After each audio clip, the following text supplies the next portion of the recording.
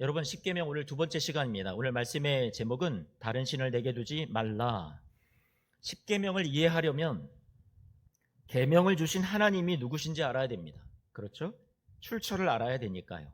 그런데 또 이 하나님이 계명을 주실 때 어떤 시대와 사건을 배경으로 이 말씀을 또 계명을 주신 것인지를 우리가 이해해야 되겠죠. 그래야 이럴 때 주신 게 십계명이구나 바르게 이해할 수 있습니다. 여러분, 이 십계명을 주셨던 그 당시의 시대적인 배경이 어떤 시기였습니까? 출애굽이었습니다. 출애굽할 시기에 그들을 인도하여 낸 후에 하나님이 주신 계명이고 말씀이었습니다.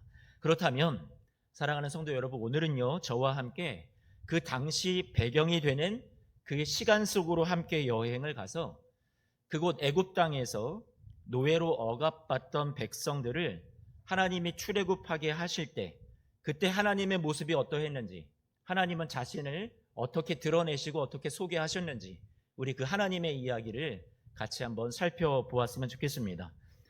출애굽기 3장 말씀을 보면 하나님께서 호렙산에서 모세에게 나타나세요.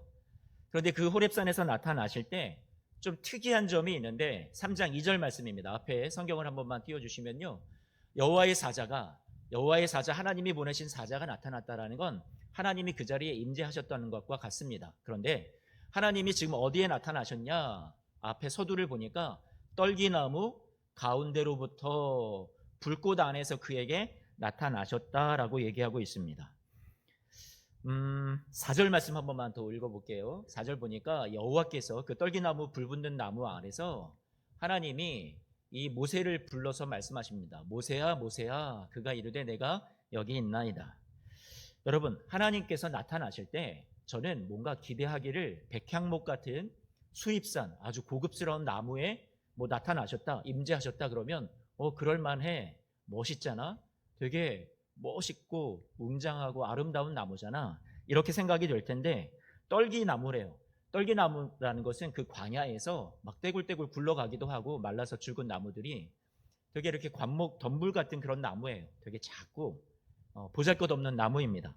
그런데 여러분, 이 떨기나무라는 히브리 단어로 성경에 쓰여졌던 그 단어를 살펴보면 쇠네 또 스네라고 하기도 하는데요, 이 떨기나무로 쓰여진 이 스네라는 단어는 어떤 의미가 있냐면 보잘것없는, 하찮은 어떤 그런 존재를 의미하는 말입니다. 단어 자체가, 떨기나무가 거기에서 온 거거든요. 그러니까 하나님이 보란듯이 좀 멋진 나무 가운데 임재하시지 왜 하필이면 떨기나무 가운데 임재하셨을까, 이런 생각을 해봅니다. 제가 생각하기에는 또 많은 성경을 묵상하는 사람들이 공통적으로 생각이 되는 것은 무엇이냐면 하나님은 보잘것없고 하찮은 것 속에도 얼마든지 임재하시고 함께 하셔서 그 가운데 불 가운데 역사하시잖아요. 그러니까 그런 존재라 할지라도 하나님이 그들을 되게 빛나게 만들어 주신다. 하나님의 임재가 마치 우리에게 이러한 하나님의 은혜를 설명해주고 대변해주는 그런 모습과도 같습니다. 너무 보잘것없어요. 눈에 띄지도 않아요. 그런데 그렇게 사람들이 제대로 관심 갖지 않는 곳에 하나님이 나타나시고 임재하셨던 거예요. 마찬가지로 이스라엘 백성들이라는 애굽에서 종살이를 하던 이 사람들이요, 보잘것없었어요. 다 사람들이 하찮게 생각했어요. 관심도 두지 않았어요. 그런데 하나님이 그들 가운데 임재하세요. 그리고 그들을 이끌어내시죠. 그리고 하나님이 불붙는 떨기나무처럼 그들 가운데 임재하셔서 이들을 빛나고 존귀하게 하나님께서 만들어주시는 이야기가 출애굽에 나오는 이야기입니다. 이 떨기나무 가운데 불 가운데 임재하신 하나님의 모습은 마치 그 백성 가운데 하나님께서 임재하셔서 그들을 얼마나 영화롭게 만들어주시는지를 우리는 그 모습을 상징해주는 그런 이야기라고 볼 수 있겠습니다. 그런데 여러분, 이 보잘것없는 떨기나무 가운데 임재하신 하나님께서 출애굽기 3장 말씀을 보면요, 계속해서 자신을 알려주고 계세요. 3장 말씀을 우리가 같이 주목해 보면 7절 말씀을 볼까요? 먼저 출애굽기 3장 7절 말씀입니다. 여기 보면 좀 진하게 그리고 색깔을 다르게 입힌 단어들이 있는데 동사예요. 동사. 우리는 출애굽기 이 3장 말씀을 보면서 이 동사가 어떻게 연결되고 있는지, 계속 반복되고 있는지 이 동사의 연결에 주목해서 보았으면 좋겠습니다. 하나님이 지금 자신을 알려주시는 거예요. 하나님이 7절 말씀에 이렇게 말씀합니다. 내 백성의 고통을 분명히 보셨대요. 그리고 그들의 부르짖음을 어떻게 하셨다고요? 들으셨대요. 8절 말씀에 가니까 보고 듣는 것에서 끝나지 않으신 하나님께서 내려가신대요. 그리고 애굽 사람들의 손에서 이 백성을 건져내신대요. 그리고는 또 인도하신대요. 그리고 8절 끝에 가면 데려가려 하노라 이런 말씀이 나오는데요. 이들을 약속의 땅으로 데려가신다라는 거예요. 9절 말씀에 보니까 9절 말씀에도 내가 본다, 괴롭히는 학대를 내가 모르지 않는다라고 말씀하세요. 정리해 볼까요? 여호와 하나님께서 보고 듣고 내려가서 건져내고 인도하고 데려가고 또 보고 있다라고 말씀하시는 거죠. 하나님께서 이 하찮은 존재, 정말로 보잘것없는 존재, 아무도 관심 갖지 않고 돌보지 않는 존재 같은 이들을 정말로 버리신 것이 아니라 그들을 관심 갖고 계시대요. 그들을 보고 계시대요. 들으신대요. 그들의 신음소리 하나도 놓치지 않으신대요. 말만 하시는 것이 아니라 내려가신대요. 인도하신대요. 그렇게 하나님께서 말씀하시는 거죠. 오늘 이 말씀을 보면 우리가 말로 표현하지 못하는 어떤 그런 신음들, 탄식들, 우리는 저와 여러분들이 이런 것들은 기도가 아니라고 치부할지 모르지만 하나님한테는 이런 것을 그렇게 치부하고 하나님이 이것을 멸시하지 않으세요. 여러분들도 어떤 기도라는 형식을 갖춰서 무릎을 꿇고 내가 경건한 마음으로 기도를 하지 않는다 하더라도 여러분들이 삶 가운데서 흘리는 눈물과 하나님 정말 너무 속상해요. 나 정말 힘들어 죽겠어요. 하나님 이렇게 나한테 복이 없는데 하나님 나 사랑하는 거 맞습니까? 라는 여러분의 때때로는 무너지는 그 마음도, 그리고 여러분의 흐느낌도, 그런 절망의 소리도 하나님께서는 이것을 무시하시는 것이 아니라 그것을 무엇으로 들으시냐면 기도 소리로 들으신다라는 거죠. 하나님께서 이렇게 어려운 이들의 목소리에 하나님은 귀를 기울이시고 관심을 갖고 계시고 그들을 향해 내려가시겠다라고 말씀하시는 겁니다. 이집트에서, 애굽 땅에서 되게 불공평을 이들이 대우를 받고 있었어요. 너무 불공정한 세상이었어요. 노예로 착취당했어요. 힘 있는 자들이 이들을 굴림했어요. 그런데 하나님께서 이것을 바로잡기 위해서 보고 들으셨고 내려가시겠다라고 얘기하셨던 거예요. 인도하시겠다, 구원하시겠다라는 말입니다. 3장 10절 말씀을 볼까요? 3장 10절 말씀을 보면 애굽에서 이 바로에게 모세를 보내어서 내가 너희를 인도하여 내게 할 거야 라고 말씀하시죠. 하나님은 그런 마음이 있으시단 말이에요. 여러분의 삶을 보고도 하나님이 항상 이런 마음을 갖고 계시다라는 거죠. 그런데 모세는요, 하나님 사람 잘못 보셨습니다. 아니 내가 뭐라고, 내가 뭘 할 수 있다고, 누가 나를 보냈냐고 하면 나는 뭐라고 대답하리까? 이때 하나님이 우리 13절 말씀, 방금 제가 모세의 이야기를 말씀드렸고요, 14절 말씀에 하나님이 이렇게 대답을 해주십니다. 하나님이 모세에게 이르시되 나는 어떤 자라고요? 스스로 있는 자이니라. 스스로 있는 자가 나를 너희에게 보냈다 하라고 말씀해 주시죠. 여러분, 지금 흐름이 가시떨기에 나타나신 하나님이에요. 그리고 그 하나님이 이들을, 억압 가운데 있었던 이들을 보고 듣고 인도하겠다, 데려가겠다 말씀하신 하나님이란 말이에요. 그러면서 지금 이 모세에게 들려주시는 두려움과 약함 속에 있는 이 모세한테 하나님이 말씀하시는 건 나는 스스로 있는 자다라고 말씀하셨어요. 이 스스로 있는 자다라는 이 표현을 바로 그 다음 절 15절 말씀을 보면 조금 더 풀어서 설명을 해주고 계시는데, 하나님이 어떻게 자신을 소개하시는지 우리 15절 말씀 볼까요? 하나님이 또 모세에게 이르시되 너는 이스라엘 자손에게 이같이 이르기를 너희 조상의 하나님 여호와 곧 아브라함의 하나님, 이삭의 하나님, 야곱의 하나님께서 나를 너희에게 보내셨다 하라. 이렇게 말씀하세요. 여호와. 여러분, 여호와라는 말이 스스로 있는 자다라는 뜻이에요. 그러니까 하나님께서 이렇게 말씀하시면서 여호와, 나는 스스로 있는 자야, 이게 영원한 이름이고 대대로 기억할 나의 칭호야. 그런데 스스로 있다라는 이 표현은 무슨 표현이냐? 여러분, 스스로 있는다라는 건 뭐예요? 여호와, 이 야훼라고도 할 수 있는데요, 이 단어의 의미는 I am that I am. 무슨 말이냐면 나는 지금 있는 자야, 이런 표현입니다. 나는 지금 있어, 존재해.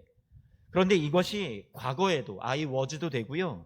지금 I am 현재도 되고요. 미래 I will be도 되는 거예요. 하나님께서 나는 과거에도 너희와 동행했고 너희 조상 아브라함, 이삭, 야곱 때도 내가 동행했어. 그리고 지금 너희의 이 고통과 신음 가운데도 나는 동행해. 앞으로도 너희를 인도하여 저 약속의 땅에 데려갈 건데 그때도 함께 할 거야 라고 말씀해 주셨던 거죠. 그게 나는 스스로 있는 자라는 표현이에요. 다시 말하면 15절에 여호와 하나님이라고 그렇게 자신을 소개하시면서 아브라함의 하나님, 이삭의 하나님, 야곱의 하나님이라고 얘기하시잖아요. 이게 무슨 의미냐면 이들이 나그네 삶을 살았어요. 고통스러운 삶을 살았거든요. 쉽지가 않았어요. 떠돌이 인생이었어요. 그런데 하나님께서 그들의 삶에 고통의 시간, 나그네의 인생 가운데 내가 떠나지 않고 함께 이끌었다. 그들이 고난 중에 있을 때도 내가 함께 했었어. 마찬가지로 지금 노예로 고통받고 신음하는 너희들의 삶에, 내 백성의 삶에 내가 떠나지 않아. 나는 함께 할 거야. 현존하겠다. 내 백성이 고통받는 곳, 그 고난의 현장에 나는 항상 있을 거야. 과거에도 그랬고 지금도 그랬고 앞으로도 동행하는 하나님이 될 거야. 이렇게 자신을 소개해 주셨단 말이에요. 이러다 보니까 여러분 모세가 약간 자신감이 생겼나 봅니다. 그래서 이제 이 애굽에서 백성을 인도하여 내는 일을 이제 하려고 마음을 먹게 되는데요. 오늘 18절 말씀 보니까 18절 말씀 같이 한 번만 읽어보겠습니다. 함께 읽어볼까요? 시작. 그들이 내 말을 들으니 너는 그들의 장로들과 함께 애굽 왕에게 이르기를 히브리 사람의 하나님 여호와께서 우리에게. 자, 여기까지만 보겠습니다. 히브리 사람의 하나님 누구라고요? 여호와. 그런데 여기 여러분들이 다시 한번 주목해 보았으면 하는 하나의 표현이 있는데 당신을 가리켜서 하나님이 뭐라고 표현하셨어요? 히브리 사람의 여호와라고 표현하셨습니다. 이건 또 뭘까요? 히브리 사람의 여호와. 히브리라는 말 많이 들어보셨죠? 뭐 성경에도 히브리서가 있고 우리 고대 유대 사람들을 가리켜서 히브리인이라고 표현하기도 하고 뭐 유대인, 이스라엘인 이렇게 표현하는데 히브리인이라는 표현은 도대체 뭔가요? 히브리라는 것은 꼭 어떤 특정한 민족, 특정한 사람들을 의미했던 용어는 아니었습니다. 이 당시의 히브리라는 그 뜻은 무엇이냐면 여러분 건너온 자라는 뜻이에요. 그러니까 어디에선가 이주해서 왔다라는 거예요. 한마디로 떠돌이라는 말입니다. 이게 자기의 집이 없고 방랑하는 유리하는 그런 인생을 가리켜서 여러분 히브리라는 말을 쓰는 겁니다. 지금 여기에서 하나님께서 히브리 사람의 하나님이라고 얘기하는 것은 나는 떠돌이의 하나님이야. 나는 건너온 사람들의 하나님이야. 나는 이방, 외부인, 이주자들의 하나님이야. 뭐 지금으로 말하면 난민들의 하나님이야. 나는 나그네의 하나님이야. 나는 약자들의 하나님이야. 이렇게 말씀하시는 거죠. 그래서 그 고대 사회에서 히브리 이렇게 표현한다라는 것은 사회에서 고통받고 제대로 대우를, 인간적인 대우를 받지 못하는 되게 하층에 있는 사람들을 가리켜서 어떻게 표현을 했냐면 히브리 사람이다 이렇게 표현을 했단 말이에요. 그런데 하나님께서 당신을 소개하실 때 뭐라고 소개하셨다고요? 나는 히브리 사람들의 하나님이야 라고 소개하셨습니다. 억눌린 사람들, 소외된 사람들의 하나님이라는 것을 하나님께서 소개하셨다라는 거죠. 여러분 이것이 출애굽기에 그리고 십계명의 근간이 되는 하나님의 핵심적인 그런 자신의 표현입니다.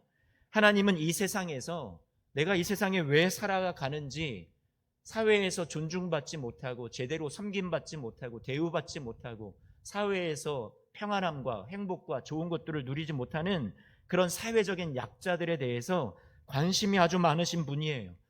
꼭 그러한 사회적인 하층에 있는 그런 계급 사회가 아닌 지금 우리는 현대 사회를 살아가고 있지만 지금 우리로 치자면 병들고 돈이 없고 너무나도 많은 문제와 어려움 고난 속에서 힘겹게 살아가는 여러분들에 대해서 하나님이 나는 이러한 자들의 하나님이야 라고 말씀해 주시는 것과 같죠. 애굽이라는 그 땅이 이집트라는 그곳이 여러분 파라오라는 바로 왕의 체제 하에서 다 종속시켰어요. 노예로 사람들을 전락시키고요. 지배 계층이 본인들이 돼서 높은 자리에 군림하면서 사람들을 피 흘리게 했어요. 강제 노역에 시달리게 했어요. 이들의 삶은 존중받지 못했단 말이에요. 노예 생활이었어요. 이 바로 왕은 태어난 지 사내 아이들, 얼마 안 되는 아이들을 다 잡아 죽이라고까지 했던 살인 명령자이기도 해요. 잔인하잖아요. 그렇게 억압받고 착취하며 피 흘리는 그런 사회의 이 시스템, 그 대표가 바로 파라오 시스템이고요. 바로 왕 치하에 있었던 이집트의 문제였어요. 그런데 하나님 앞에 이 이집트의 파라오 바로 왕은요, 신적인 존재였거든요. 태양신 라를 이집트 사람들은 너무나도 잘 섬겼거든요. 그런데 그 라의 아들인 호루스가, 태양신의 아들 호루스는 바라오가 바로 그 호루스라는 신이 현현에서 이 세상에 나타난 거다 해서 바로 왕을 막 떠받들었단 말이에요. 살아있는 신이었다는 말이죠. 그러면 그 신의 명령 앞에 무조건 절대 복종이었어요. 그리고 출애굽기에 나오는 많은 여러 신들이 나오는데요. 뭐 나일강도 여러분들이 아시겠지만 나일강도 신이었어요. 이집트 사람들은 하피라는 신으로 나일강이 풍요의 근원이 된다라고 얘기했어요. 이집트에 10가지 재앙을 내리잖아요. 그런데 그 재앙들이 바로 이집트를 지배하고 있었던 파라오, 바로 왕을 대표로 하는 모든 그런 신들과의 전쟁을 의미하는 거거든요. 그리고 종교 체제와의 전쟁이었습니다. 사람들을 착취하는 정치적, 종교적, 사회적인 모든 체제와 싸우는 것이 10가지 재앙이 갖고 있는 의미이기도 해요. 그러다 보니까 여기에 나와 있는 뭐 헤켓이라는 개구리 머리를 가진 그런 여신이 있는데 출산의 여신이고요. 다산을, 생명을 상징하기도 해요. 하나님께서 이 애굽 땅에 내리신 재앙이나 출애굽을 시키시는 이 사건들은 이집트에 있는 사람을 종속시키고 억압시키는 종교와 거짓 신들과의 싸움이었다라는 거예요. 그런 상황 속에서 그것을 무너뜨리고 이들을 꺼내어서 구출시키시는 것이 하나님의 뜻이었죠. 그래서 여러분 출애굽기 12장 12절 말씀 한번 볼까요? 출애굽기 12장 12절 말씀 맨 마지막 하단절에 뭐라고 나옵니까? 하나님이 이렇게 말씀하세요. 애굽의 모든 신을 내가 뭐 한다고요? 심판하리라. 나는 여호와라 라고 말씀하시죠. 그런데 여러분 이런 상황 가운데 지금까지 제가 배경을 설명했어요. 이 시대에 십계명이라는 것이 어떤 상황 속에서 어떠한 당시의 원독자들에게 지금 우리는 이 십계명이라는 것을 오늘날 우리 시대에 새롭게 해석하고 적용하면서 우리가 받는 거지만 당시의 십계명을 처음 받았던 원독자들의 상황이 그들의 아픔이 그들의 어려움이 무엇이었는지 그 시대적인 상황을 설명을 드린 거예요. 그런 상황 속에서 저와 여러분들이 오늘 잘 아는 말씀의 제목처럼 다른 신을 내게 두지 말라라고 말씀하셨다라는 건 여러분 어떤 의미일까요? 다른 신을 섬기지 말아라. 다른 신 섬기면 다른 종교 가지면 너희들 다 지옥 보낸다. 하나님께서 이런 단순한 선언을 하신 걸까요? 1차적인 차원이 아니에요. 그렇게 단순하지 않아요. 어떤 우리에게 배타성, 신앙의 배타성, 그리고 신앙의 어떤 이 유일무이한 그 하나님 아버지만 믿는 믿음만 구원받아 이 얘기를 하시려고 지금 이 얘기를 하신 게 아니라는 말이에요. 그들이 숭배하던 나일강, 태양, 황소, 파라오 이 모든 것들이 너희를 지배하던 거짓 신들이었지만 이제 내가 너희를 그 거짓 신들에게서 꺼내내었다. 이제 너희는 더 이상 이 거짓 신들에게 종속된 그런 사람들이 아니야. 더 이상 착취당하지 않아. 그런데 여러분 사람들이 거기에서 꺼냄과 건짐을 받았어도 여전히 다시 그 옛 삶을 동경한단 말이에요. 출애굽을 했지만 이 히브리 사람 이스라엘 백성들이 나와서 다시 옛날을 회상하면서 와 애굽에 있을 때가 좋았는데 그때를 또 동경하고 추억을 한단 말이죠. 그러니 이들에게 하나님께서 말씀하시는 것은 무엇이냐면 왜 자꾸 과거로 돌아가려 하느냐. 너희는 더 이상 그 체제 속에 억압 속에 종속 속에 옛 생활 속에 살아가는 존재가 아니야. 다른 신을 내게 두지 마. 거짓 신들을 더 이상 너에게 있게 하지 마라고 말씀해 주신 거죠. 오직 하나님만이 너희의 주관자이며 너희는 파라오처럼 채찍을 드는 자가 너희들을 징치하는 그런 옛 삶에서 이제는 벗어났어. 하나님은 너희를 그렇게 채찍질하지 않아. 너희를 사랑하셔서 건져내시는 분이야. 너희가 잘 되기를 원하시는 분이야. 너희가 자유롭게 살기를 원하시는 분이야. 이제 자유인으로서 더 이상 강압과 타율에 의해서 억지로 복종하고 그렇게 살아가는 인생이 되지 말고 내 사랑 안에서 내가 너희를 구원한 여호와, 히브리 사람의 하나님, 내 안에서 자유를 누리면서 멋지고 행복하게 당당하게 살아가렴. 그것이 하나님이 말씀하신 이 계명의 본래 뜻이라는 말이죠. 억압과 두려움을 주는 거짓 신들의 숭배에서 건져 주셨어요. 이제는 사랑과 구원, 하나님이 인격적으로 이들을 대하시고 그들을 하나님께서 강압하지 않으시는데 이들 안에 자발적으로 하나님에 대한, 자신을 구원하신 하나님에 대한 감사와 그리고 그 사랑이 느껴질 때, 자발적으로 인격적으로 순종할 때 하나님은 거기서 오는 예배를 받으시는 하나님으로 이들을 불러내십니다. 너는 이제 노예가 아니야, 내 백성이야. 그렇게 말씀해 주시는 거죠.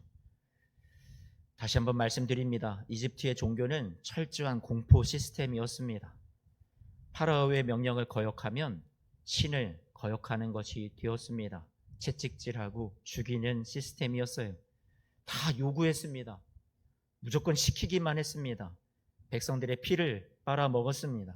그런데 이 하나님은, 거기서 건져내 주신 하나님은 이들을 위해서 자신을 주시는 하나님이셨어요.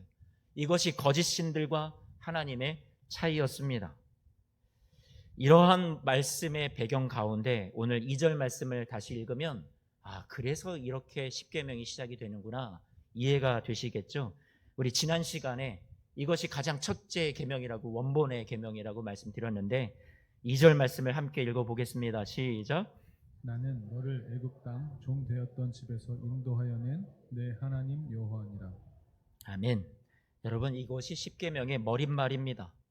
해방을 선언하신 그런 말씀이란 말이에요. 계명의 출발은 해방의 복음인 셈입니다.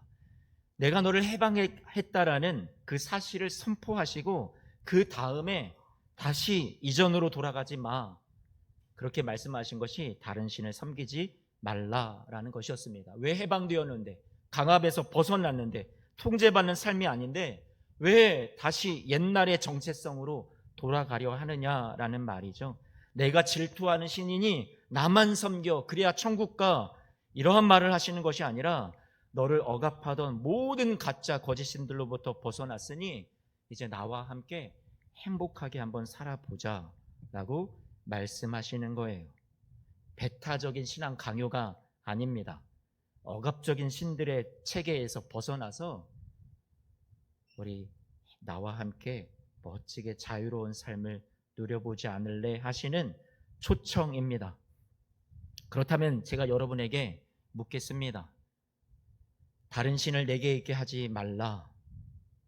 여러분들은 내 안에 다른 신을 아직도 두고 있습니까?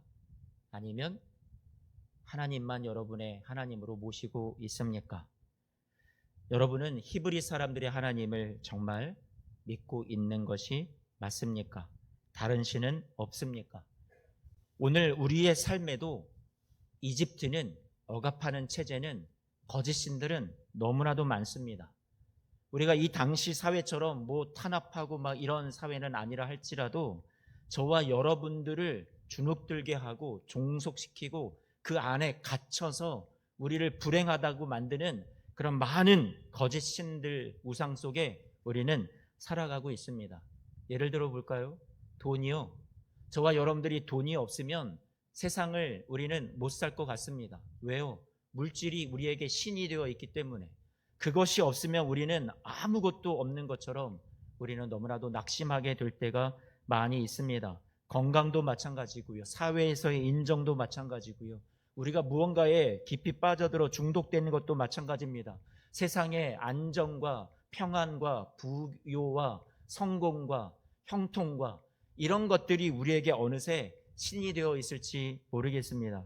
왜 그러냐면 우리가 이런 것들이 사라지면 우리는 넘어질 것 같거든요. 그것에 우리는 갇혀 있을지 모르겠습니다. 종속되어 있을지 모르겠습니다. 혹시 여러분들은 그렇지 않나요? 여러분은 이것으로부터 자유합니까? 갇혀 계시진 않으세요? 이런 것들이 사라져도 하나님으로 인하여서, 나를 구원하신 하나님, 나에게 생명 주신 하나님으로 인하여서 여러분들은 자유할 수 있습니까?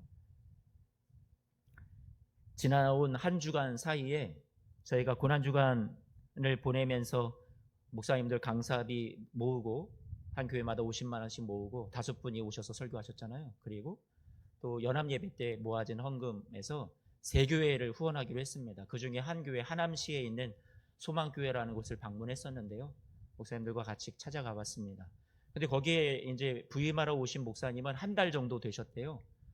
그런데 고아원 사역을 오래 해 오셨고, 또 이스라엘에 가서도 장애인들, 어떤 지체 부자유한 그런 분들을 위해서 많이 사랑으로 섬기셨던 분인 것 같습니다. 한국으로 오셔서도 지금도 그런 사회시설에서 봉사하고 계시고, 또 주중에는 알바하고 일하시고, 주말에는 교회를 하시고 이러신 분이시더라고요.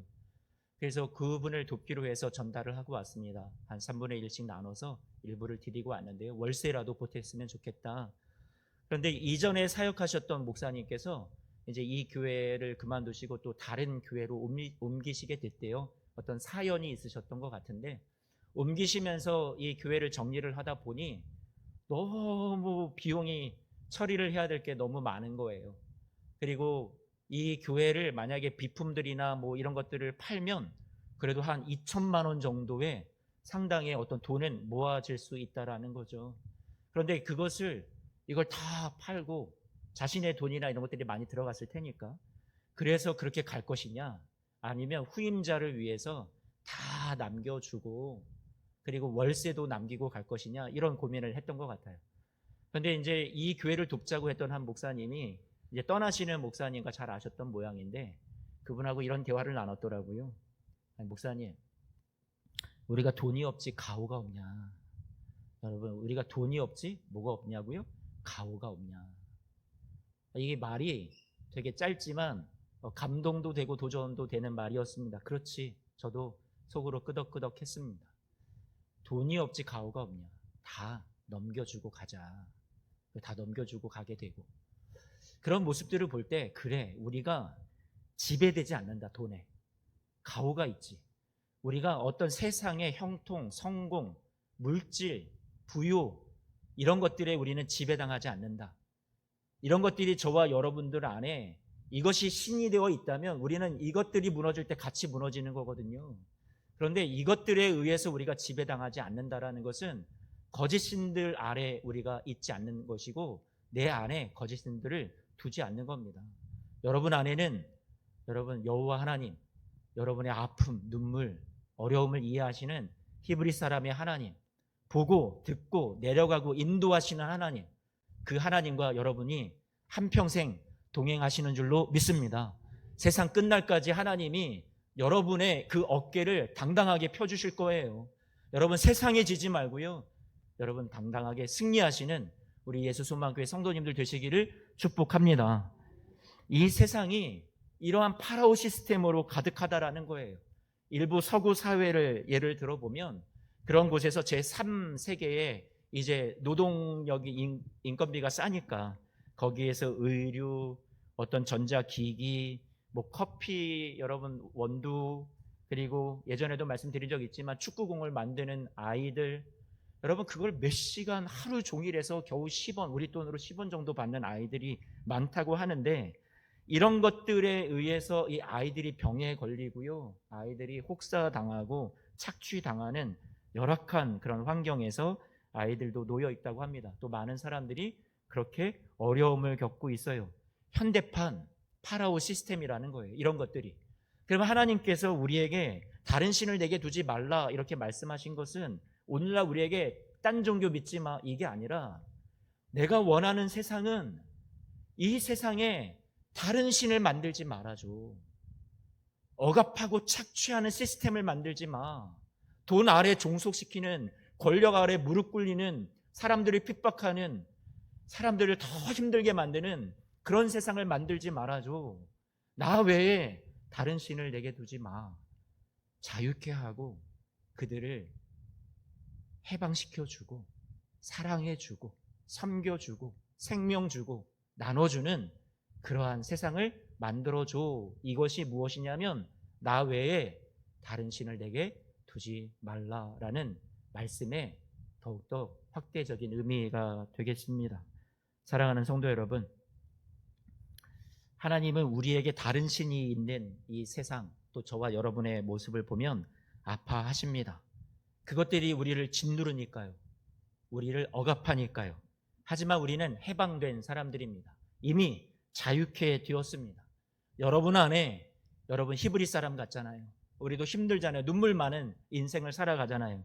그런데 그런 여러분들을 하나님이 버리지 않는다 하십니다. 나는 이 약자들, 하찮은 존재 같은 떨기나무에 임재하신 하나님이, 보고 듣고 내려가신 하나님이 여러분의 삶에도 함께 하시겠다라고 말씀하십니다. 같이 아파하세요. 그러면서 우리 같이 이 세상을 이기는 그러한 하나님 나라를 만들어가 보자라고 말씀하세요. 나만 행복하면 그만, 나만 평안하면 그만.